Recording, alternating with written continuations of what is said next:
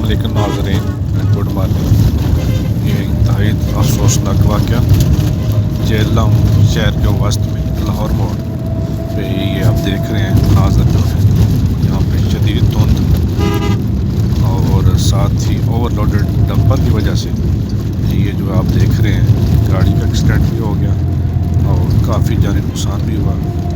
زخمی کو DHQ جہلم میں منتقل کر دیا گیا اور لیڈی پولیس اسپیشلی جو ہے ٹریفک پولیس جو ہے کافی اس میں ایکٹیو نظر آ رہی ہے اور روڈ بلاک کو کھولنے کی کوشش کر رہے ہیں۔ روڈ کافی دور تک بلاک ہے اور حد ابھی زیرو کے برابر ہے، جس کی وجہ سے یہ تمام کا تمام جو ہے روڈ جو ہے سٹک ہو چکا ہے، بلاک ہو چکا ہے۔ سردی کا موسم بھی ہے اور کافی مسافت جو ہے پریشانی کے عالم میں ہے۔